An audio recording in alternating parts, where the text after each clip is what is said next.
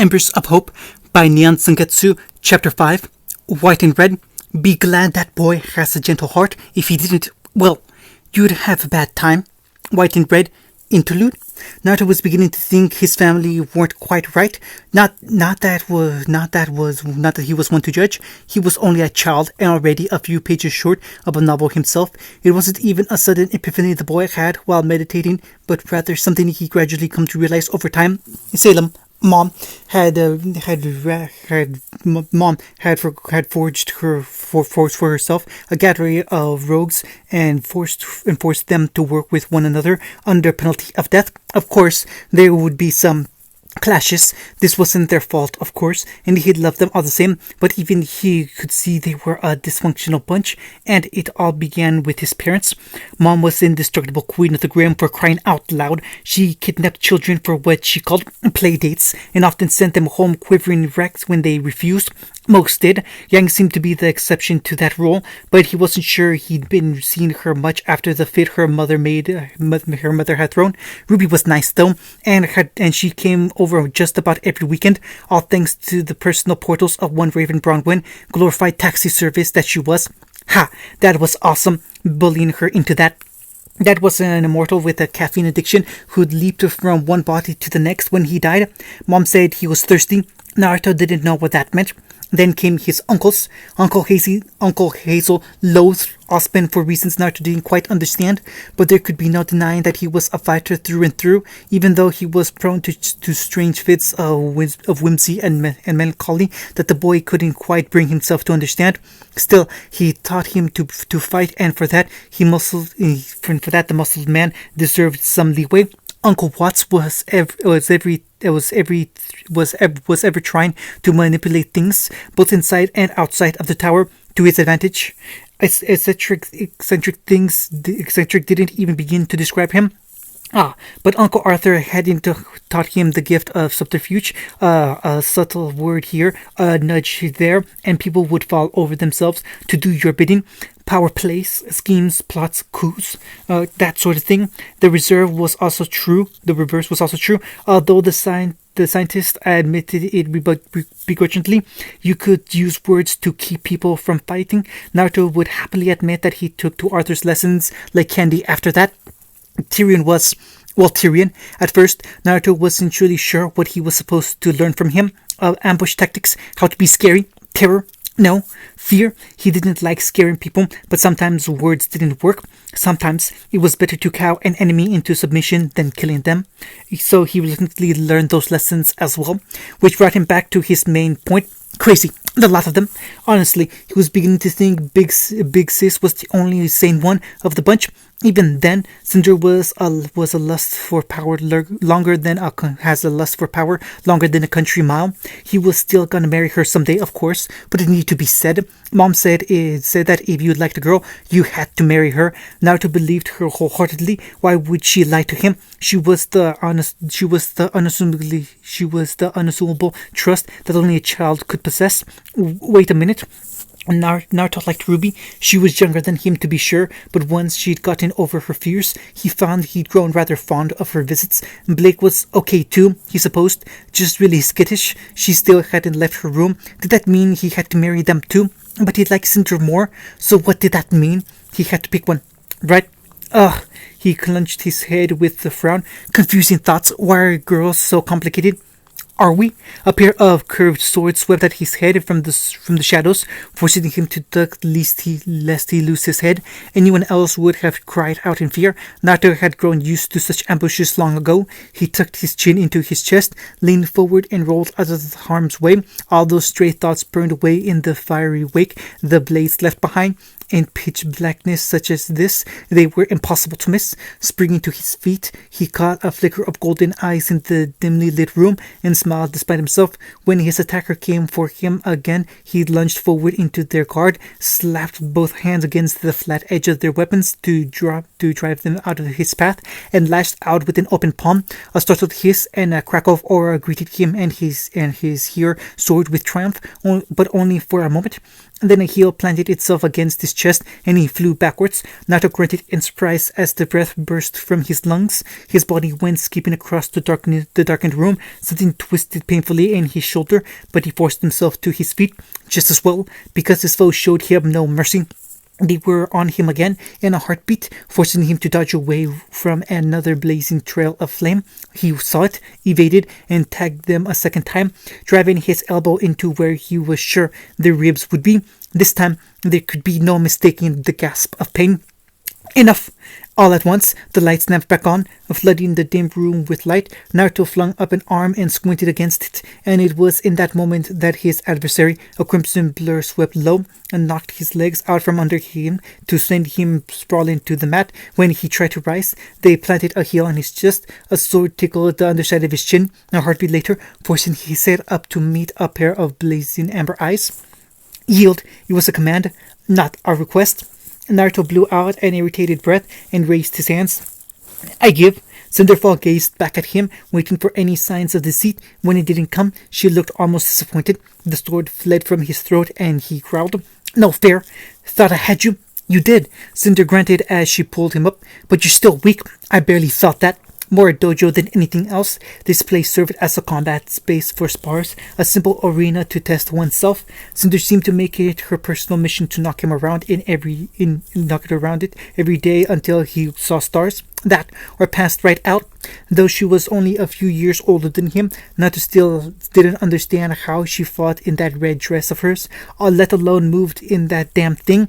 When it came to combat, Cinder didn't just fight. Calling it that would have been an insult. She danced. Every move was power and grace, elegance personified. There wasn't a single wasted movement. It made him jealous. He was faster than most even, but she always moved with a poise that he lacked. He was trying to learn it, but it took time. Everything did these days.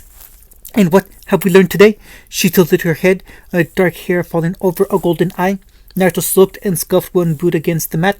That I'm still faster than you, he mumbled. You are, she nodded, but as I've told you time and time again, speed means nothing if you're not strong enough to back it up. Naruto recited, finishing for her. You remembered, she hummed. Good.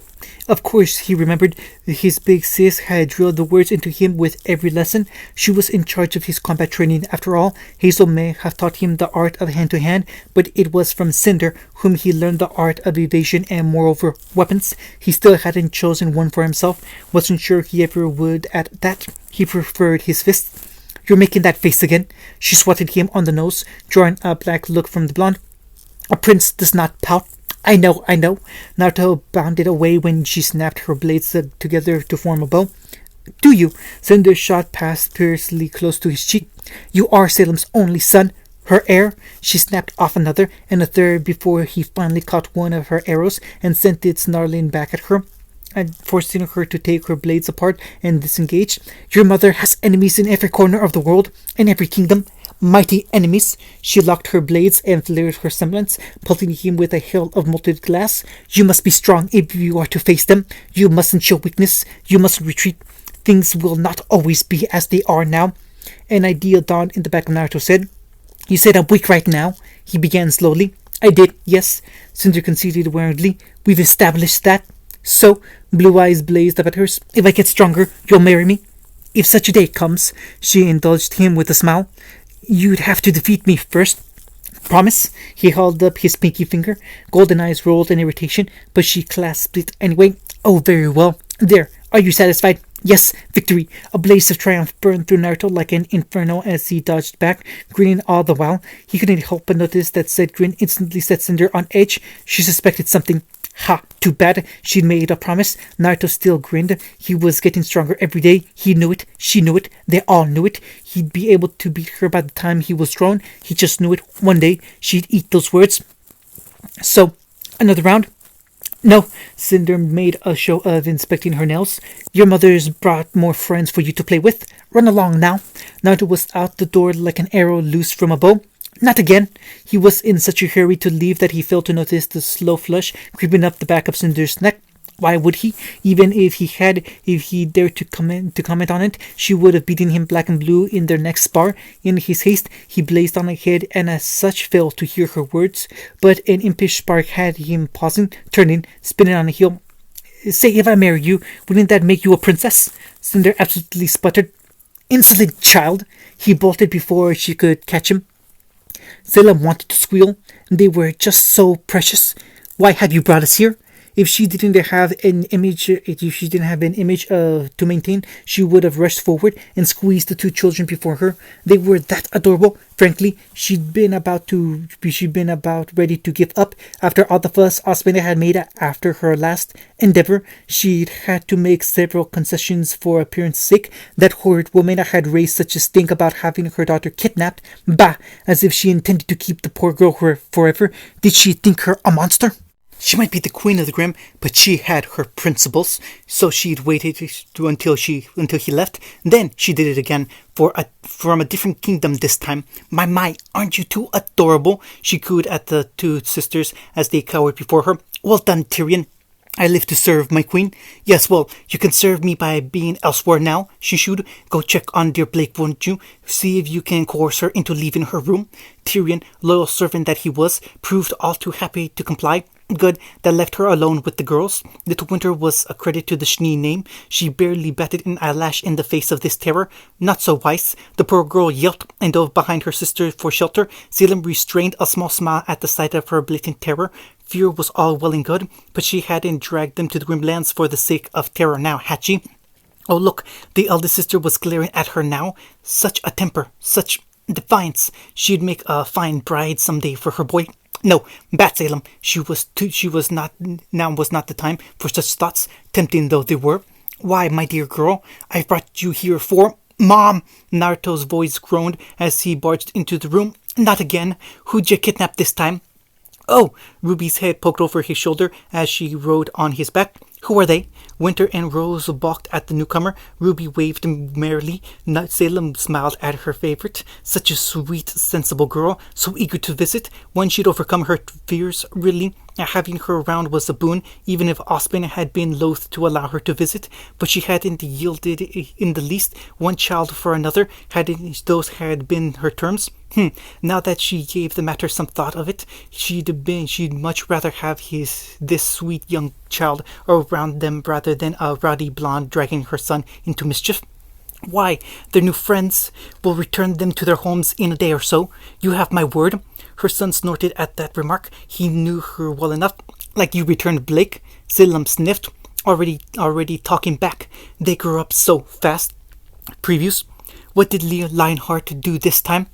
Don't swim in the Grim Pool, Wise wailed. Huh, why not? Your hair's gone white. It has. Neat. Guess it matches yours. Don't worry, it'll change back. What did he say? Ospen sighed. I believe the phrase, death to all Grim, was uttered. Did he now? Salem chuckled. Oh, that's adorable. I'll have to pay him a visit. Salem, no. Salem, yes. He threatened my baby. End of chapter 5. Embers of Hope by Neon Sangetsu, Chapter 6, Red Like Roses. It always starts with one decision, one pebble cast into the ocean, one ripple left behind, somewhere, somewhen, somehow. That ripple eventually creates a wave, which in turn becomes a mighty flood, sweeping all before it. Now, some fools could be saying such a flood is something to be feared, but no, I disagree. A flood brings destruction, certainly, but in its wake it leaves new life, and you, my child, are that flood, that wave, that tiny pebble, the very impetus of change. You're but the first of many, a harbinger of things to come. You embody destruction, yet also creation. You are the perfect vessel. Merlot. Red Like Roses. The door eased open on rusty hinges and spilling light into her doorroom. Blake watched it all as she hunched into the corner of her room like a frightened kitten, ready to bolt at the slightest provocation. If that madman had come to visit again, she swore she'd scratch his eyes out. But no, this shadow was smaller by comparison, less lanky, and devoid of the mad cackling that often accompanied the arrival of Tyrion Kalos. Somehow not knowing the identity of her guest made things worse, much worse. Panic laid in her little heart, suddenly hammering as the footsteps drew closer. The fauness pushed herself deeper into the corner, dreading this uncertainty. Blake hated it here, hated it. Everything was cold and dark and miserable, and there were grim and scary adults around here in every corner. She wanted to go home.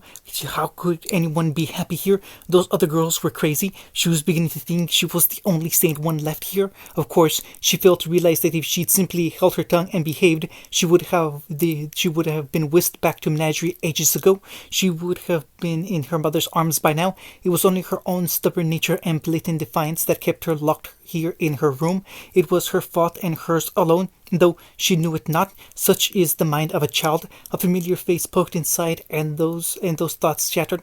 "Hey there, long time no see." Blake blinked, taking in a tan face framed by blue eyes, whiskered cheeks, and a shaggy mane of blonde hair. Nope, not Tyrion.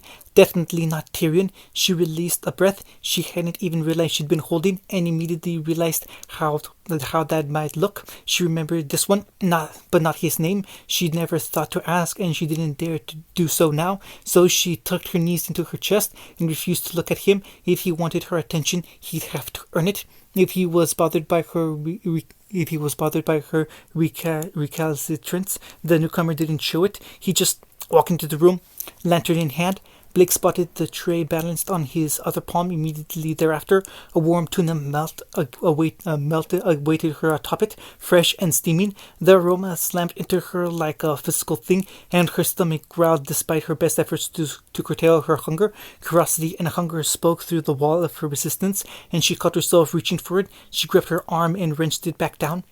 Damn him, was he trying to tempt her? She hadn't touched food nor drink in days, and she was starving, but fear kept her from eating. She'd already been kidnapped by that lunatic. What if he tried to poison her? What if this was all some elaborate plan to drug her? Paranoia had her heart gripping in its claws and refused to let go. He came to a halt in the center of the room, not a step further. I'm not sure if you remember me," her host drawled slowly, words bouncing off the sparse room. "We didn't exactly get off on the right foot. That was putting it lightly. I'm Naruto, by the way," he continued, amicably heedless of her fear. "You're Blake, right? I brought you some food. Uncle Tyrion told me you weren't eating. Aha! So this boy was in league with that madman after all." "Didn't want to," she mumbled. "Don't trust him." "Don't blame ya." He dared to step forward. She skittered back. "No, stay away." All right. Naruto stopped dead in his track, set the tray down on the floor, and raised both hands in a placating gesture. "I'm sorry," he said. "Just relax. See, I'm stepping back. I didn't mean to spook you. I won't come any closer if you don't want me to." Golden eyes strayed back to the food on the tray. Where did you get that?" Her words were a dry whisper. "Is it from the kitchens?" "Made it myself," the boy beamed. "Hazel taught me how to cook. He's surprisingly good at it, you know." Hazel, she knew that name. The muscled one, tall, scary, silent. This was another trick. It had to be. Someone that terrifying couldn't possibly know how to cook. He probably ate his meat raw. The fiend. Paranoia reared its ugly head once more, filling her with irrational fear, and yet her stomach growled. "It's safe," her host reassured her. "You have my word."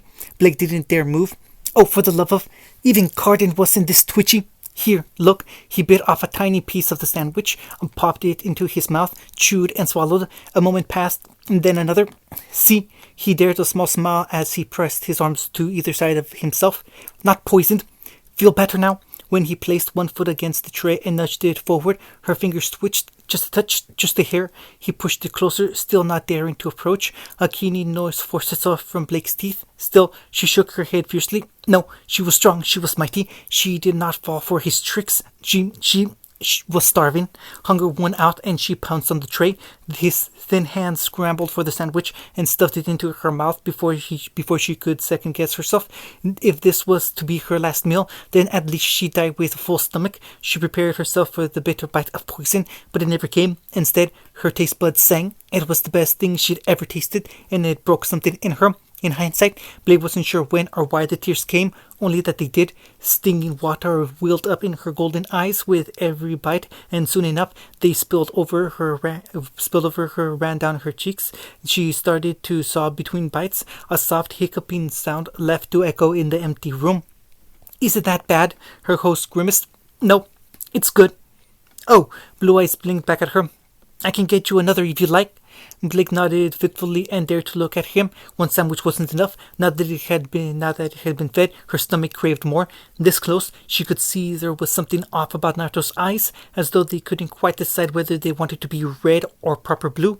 One moment they were unsure, the next they seemed to shimmer into shades of scarlet, rimmed by black sclera. They almost glowed in the faint light, dancing in the dim flames provided by the lantern, and yet she didn't feel any fear when she looked at them now. He didn't look at her with pity or scorn, but rather bemused patience, not a captor or even a host, but like an older brother watching over her, shepherding her from harm. The thought struck her as odd, yet also warm. She'd always wanted a brother. You don't have to be afraid of this place anymore. A hand came down under her shoulder, and she nearly jumped out of her skin. You want to go home, don't you? Her heart caved, and Blake latched onto him. A small shudder shook her tiny body. Naruto hummed softly as he stroked the small of her back. There, he sighed. You're going to be all right. Tap, tap, tap. Ruby's fingers pounded out a steady rhythm against the dining table as she patiently waited for her friend to return.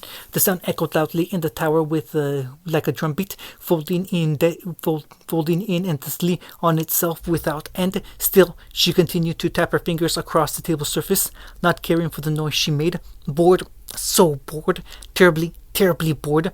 Naruto had asked her to wait here for him, and so wait she would. But did he have to take so long? An hour had already passed, and so the tapping continued.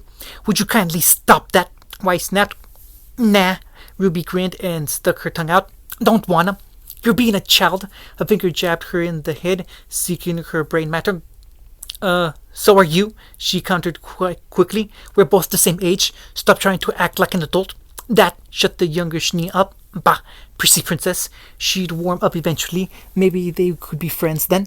Why Schnee was many things, loud, snappy, and currently frightened out of her mind. Unlike her older sister, she hadn't adjusted well to her new surroundings. If anything, the shock of being brought to Salem's tower had caused the girl to regress somewhat. She was accustomed to a strictly regimented environment, not the unique brand of chaos brought on by Naruto's mother. Winter was alright though, kinda stuffy at times, but Ruby knew her heart was in the right place. Unlike her younger sister, Winter had taken things in stride and adapted quickly, only because her continued cooperation ensured they would both be returned home all the sooner. She'd taken treating Salem like a business partner, and the queen had indulged her. Besides, Naruto liked her, and that made her alright in Ruby's book. Naruto and Winter had forged something like an awkward alliance after their first meeting. As they were older than the rest, both had taken it upon themselves to look after everyone else.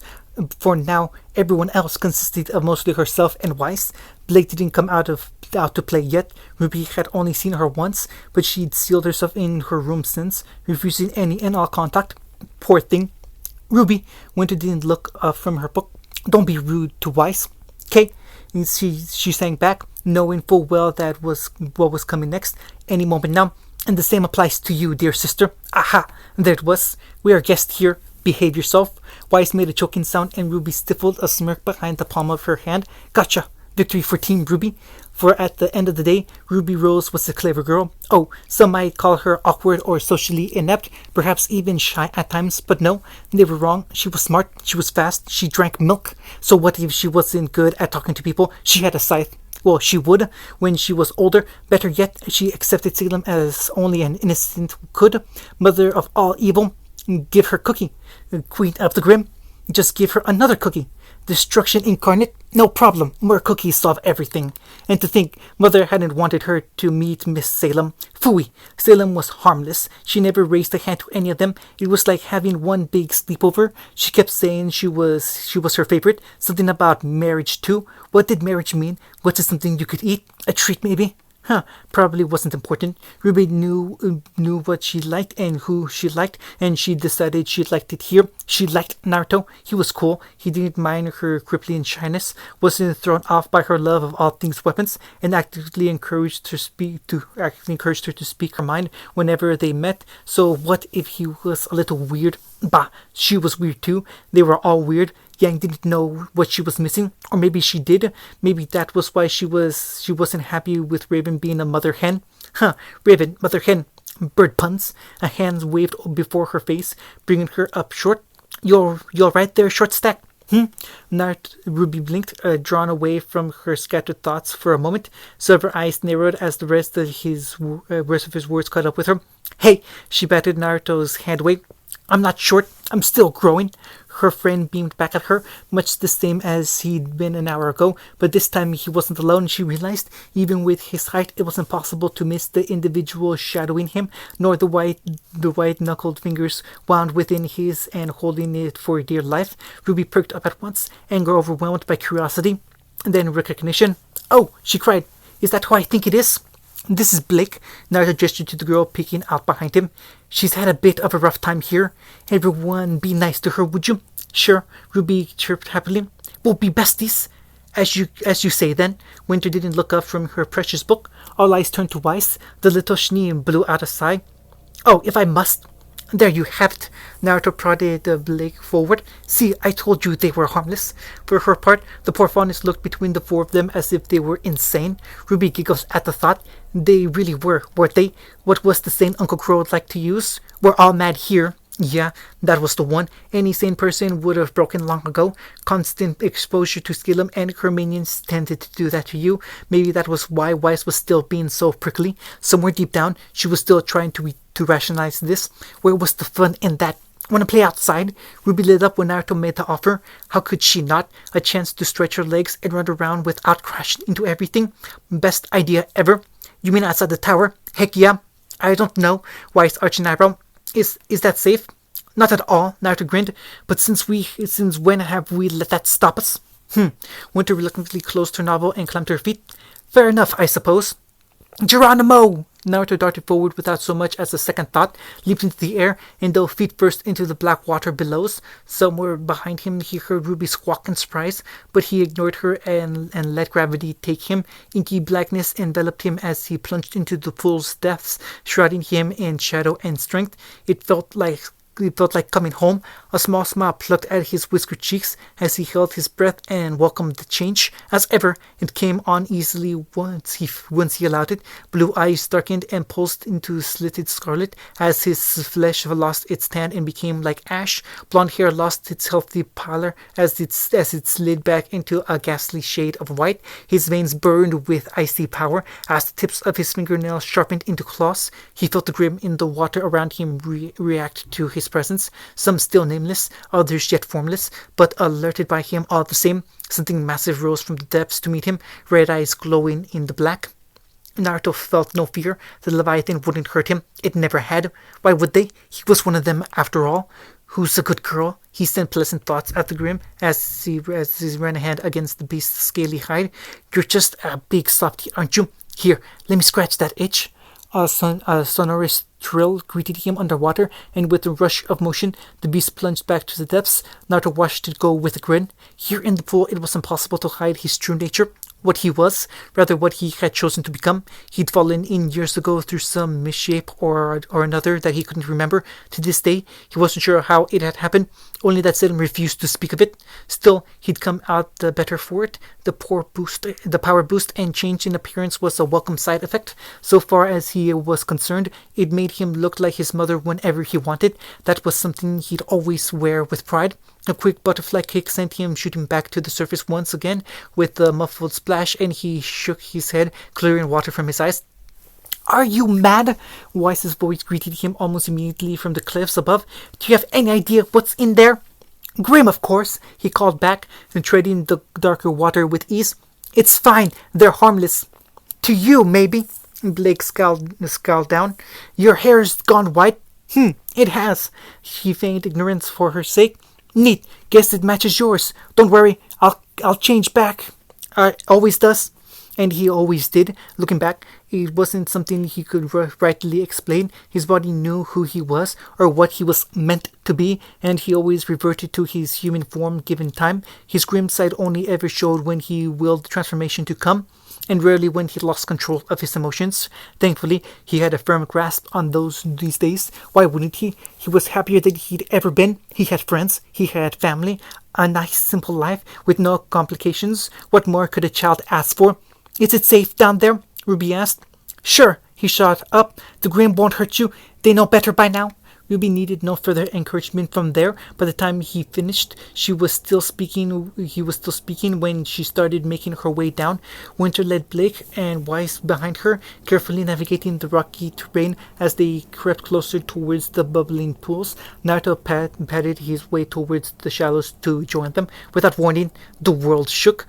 There could be no other word for it. One moment all was well and he was grinning up at Weiss and the others. The next, it wasn't. With an ear-splitting roar, the earth ruptured and upended itself with a shower of explosive dust, producing an almighty crack that left everyone half deafened and reeling. Naruto didn't see what caused it, but he certainly heard it all the same. His head whipped towards the sound, just in time to witness a rising plume of smoke to the northeast. Had someone crashed? Ospen, Dad, wasn't due to visit for at least another month, and they had not been expecting visitors. So then who? Above him, he heard a shout as Weiss lost her footing, as the one sturdy stone she'd been standing on crumpled away underfoot. She pitched forward into the open air with a short gasp. Pale blue eyes widened in mute horror. Ruby vanished in a cloud of crimson petals and intercepted her, spinning her back into Winter's arms. The pair exchanged a grateful look and exchanged words between them, but at this distance he couldn't quite hear what was said between them. Phew, she grinned. That was close, yeah? Then the ground buckled beneath her. Naruto watched the disaster unfold in slow motion, hopeless to do anything but watch. Blake grabbed at the smaller girl in turn, fingers finding Ruby's hood and biting deep. The worn fabric held, giving Winter time enough to latch onto her in turn, anchoring them in place. Weiss latched onto her sister, heels digging into the rocky crack in a desperate attempt to find balance. I'm alright, Ruby shouted down. Thanks. For a second I thought I really was gonna. Her hood tore into Blake's weak grasp and sent the startled fawness crashing backwards into Winter and Weiss. With little more than a handful of red cloth, bereft of balance and unable to stop herself, Ruby fell into the abyss with a yelp, arms failing, and silver eyes widened in surprise, then shock, followed by fear. Crap! Can somebody catch me, please? To his credit, not to try to do just that. Against all odds, he succeeded. Ruby landed in his arms, sure enough, and her aura held marvelously. He thought he heard her squeak out a thank you. Alas, he failed to anticipate her momentum. Tiny though she was, she struck him dead in the chest and in the pool's black embrace. He had nothing to brace himself against. Her impact sent them both spinning into the deeper water, and his head went under. Naruto had just enough time to choke down a bit of breath and hoist his arms high to try and keep her out of the pool. It wasn't enough. He felt the moment his friend went under. Like an angry spike in his brain, Ruby thrust in his grasp, crying out in surprise, and his world went black. Salem jerked upright from her throne, hissing as a sudden pain latched through her skull. Somewhere outside the tower, she heard the children scream. What in the world? Ruby opened her eyes to darkness. Countless sights and sounds assailed her at once, and she hung in the void. Monsters lurked in the shadows, creatures large and small, grim that could swallow her whole, and grim more numerous than the stars in the night sky, and thrice as vicious. They watched her with their red eyes in the dark, silently judging her, assessing her worth. None attacked her. They simply observed. A strange host of foreign emotions assailed her all at once, and she gave a growl, pushing them, then the image away. Another one rushed in to take its place, and she soon wished she hadn't. Quite suddenly, she found a great mighty dragon of the dark violet looming over her. Oh crap! Actual dragon, real dragon! It saw her, and she saw it. A giant limb thrust itself forward, touching her forehead with a dark claw. The beast's maw parted in a ghastly grin. And so it begins. Reality snapped back like a rubber band, and Ruby felt her lungs wail in pain as she came back to herself. Air! She cried. Need air! Something yanked her head to the surface, and she broke through with a gasp. Choking and retching, Blake clutched to her body, weighed down her every movement, trying to keep her trapped in the pool. She fought it off, hissing and spitting like an angry cat until her arms were free. Sweet, blessed air, oxygen rushed through her, and she could have wept. So sweet it was. Get her out! Someone cried. Get her out of the water now! A strong pair of arms wrapped around her waist, and another found her hand. She blinked blaringly, trying to chase the shadows from her eyes. To no avail. She recognized the faces gazing down at her. Naruto, Winter. Had they jumped in to save her too? Was that a good thing? Bad, maybe. She wasn't sure. Her thoughts skittered about like restless spiders in her head, and she couldn't master them. Likewise, her body betrayed her, leaving her as weak and helpless as a newborn. She just wanted to sleep. She barely even felt it when the older children hauled her onto dry land. Someone poked her. She growled, "Ruby! Hey, Ruby!" A tan hand patted her cheek. "Don't fall asleep on me now. Wake up!" Was that? Fevered eyes blinked slowly. "Naruto, what happened?" She saw the relief in his eyes. "You fell. How do you feel?" "Okay, I guess." Ruby sat up and coughed, expelling an inky glob from her lungs. She shook her head and dispelled the dizziness, accidentally flinging free a fresh bit of sludge out of her hair as she did so. "Pretty great." She frowned, cracked her neck, grinned. "Really great, actually. I feel like I could run a marathon." There was also a strange undercurrent of anger running through her, one she couldn't quite explain. Why? Why should she be angry? She pushed the strange feeling down, locked it into a box, and buried it deep. She'd deal with it later. Whatever it was, she was fine, just fine. Nothing to worry about. Her mind babbled. Nothing had changed. "Winter!" Weiss cried out and dashed her enthusiasm on the rocky shore of reality. "Your arm!" Ruby's head whipped around violently. The older knee called up her right limb, gone horribly pale where she delved into the pool. Ruby winced. Oh, that couldn't be good. It looked all red and veiny too. She was just about to ask what had happened when Blake turned around, got one look at her, and shrieked. Weiss joined her. "What's up?" Ruby's frown returned tenfold. "Why are you looking at me like that?" Your face," the younger Shani stammered. "Huh? What about it?" Judging by the horrified looks everyone gave her, all wasn't as it seemed. Only Naruto retained some semblance of calm, but even that seemed forced. His eyes flickered from blue to red and back again, but he helped her to her feet all the same. With his aid, she stumbled over to the nearest puddle she could find and gazed into it. Her eyes rimmed by black stared back at her, framed by a pale face and ashen hair. "Huh. Who was that?" That wasn't her. Her eyes were silver, her hair was dark, and her complexion, while pale, wasn't quite that ghastly shade of gray. She didn't have red pulsing veins near her eyes either. Whomever they were, they looked like a mini Salem, albeit with short hair. As she looked on, those eyes silently shimmered into silver, then back into red. No, now they were silver again. Now red. Make up your mind. That couldn't be her, right?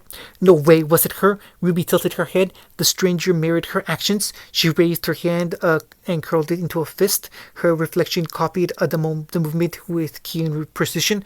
A thunderclap of understanding slapped her upside the head. Ruby didn't scream. Screaming implied fear, and despite all she'd been through, she wasn't quite afraid of this sudden phenomenon. Really, she wasn't, but she was confused. She felt, well, not hungry, but full, sated, as if two halves of a greater power had joined together, and in a sense, they had. She just didn't know it yet. "Just take a deep breath." Naruto knelt beside her. You'll probably change back in a few minutes. Hopefully, she wanted him. "I feel fine, though. See, look." Her arms flailed. "Fit as a fiddle." "Ruby, you fell into a grim pool." Naruto frowned. "You shouldn't be fine." No, she was better than fine. She felt alive in a way she never knew before, as if she'd been missing a piece of herself and only just now discovered it. No, more than that, she felt strong, a little unsettled, sure, but she wouldn't let that get to her. The anger came back again, and she kicked it away with a growl. There was something else too, something she failed to notice until this very moment. For the first time in her young life, Ruby found that she could sense the grim nearby, feel their anticipation and excitement as if it were her own. A pack of Beowulfs howled in the distance, the cries splitting the night one after the other. Once more, a rush of emotion washed over Ruby, but this time she was able to separate herself from it. Understand that it wasn't her own. Joy, excitement, still more joy. They were welcoming a new member in their pack. It was a strange, heating feeling. They were happy. She didn't know Grim could be happy. "Oh, wow." She blinked rapidly and touched a hand to her head. That's a lot of Grim. Is this what you sense all the time? It feels weird." "Wait." Bright blue eyes snapped her way. "You can feel them. You shouldn't be able to do that." That's a little concerning. I don't know, I just can't, Ruby muttered, lit like a whisper in the back of her head. Not quite painful, but not comfortable either. A curious buzzing rose in her ears, and she fought down a wince. Another pang of anger came on, and she stomped it into oblivion. Why did she feel this way? Naruto wasn't being rude. He'd been nothing but nice to her. Oh boy, she heard him swear suddenly.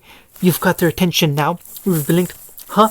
A werewolf output burst from the pool. They just vacated, black sludge flying from its body as it shook its mighty shoulders. It took one look at Ruby and yipped, actually barked. Blazing red eyes flitted between her and Naruto, unable to decide between the two of them for reasons Ruby couldn't understand. Naruto realized it first, the traitorous bastard, and actually chuckled as he took a sharp step back. Sure, go ahead, he gestured to Ruby. Knock yourself out. The beast's tail thrashed back and forth mightily, and the silver-eyed maiden squeaked. Ow! Before poor Ruby had a chance to react, the beast launched itself at her with a howl and bore her down to the ground with mighty paws. She cried out, half expecting an attack, but none came. It didn't bite her or try to hurt her. On the contrary, the creature proved downright gentle. Snuffling and sniffing, it rubbed its massive snout across her body as though trying to place her scent. It reminded her of Little Swai, only far larger and much heavier. She tried to push it back, only to be alarmed when she found she actually could. What the heck? She hadn't been this strong before. Then came the licking. Hey, stop! Ruby giggled despite herself, flailing her hands as a rough, wet tongue dragged across her face. I said stop it, no kissing. Down, boy, sit. Incredibly, the beast planted its hindquarters into the ground. Unfortunately, that left it sitting on her chest. Heavy dog, very, very heavy dog, crushing her ribs. Naruto snickered softly. Ruby scowled at him. Help! Get this thing off of me! You heard her, pal. The blonde finally intervened, laying a hand on the beast's back. Give her some space, yeah? Realization broke like the coming dawn as Ruby pushed the wolf's snout away and finally found her footing again. Oh gods, Mom was gonna freak if she saw her like this. And Dad?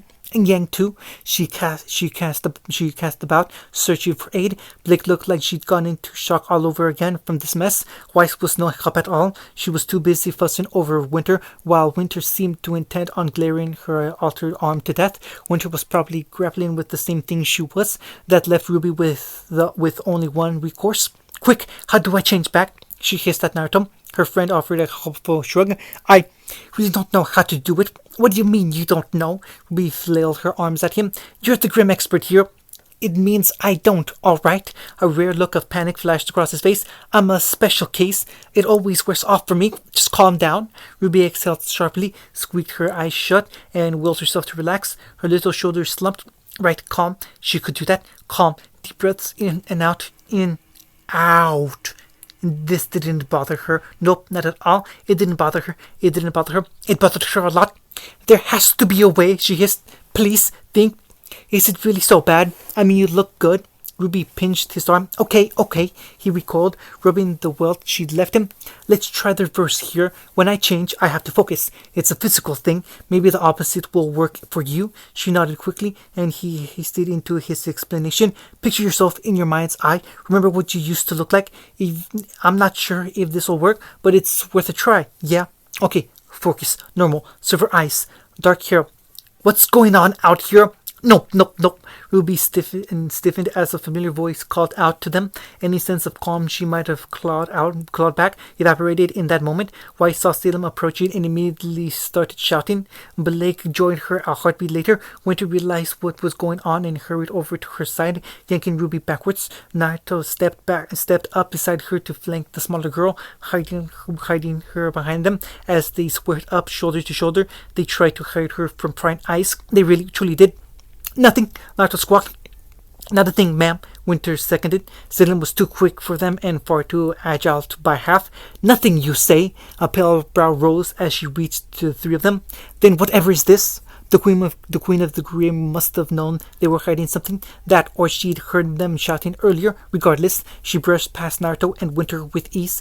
Ruby squeaked as a pale hand reached over her head, plucked her off the floor by the scruff of her ruined hood, and left her dangling in the air. Blazing red eyes bored into her own. Salem took one look at her and arched an eyebrow. Oh dear, what have we here? Sorry, Ruby squeaked the words out.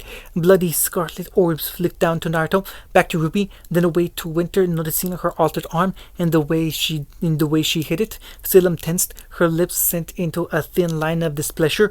Ruby tensed in her grasp, waiting for the outburst. Any second now it was coming. She just knew it. Fondly, Salem's gaze settled upon Naruto once more. Sweetheart, when I told you I wanted grandchildren, this was not what I had in mind.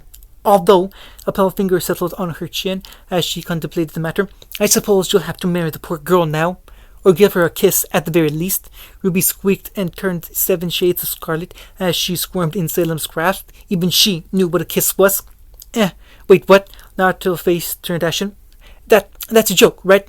Oh, and the Shni as well. You've marked her too?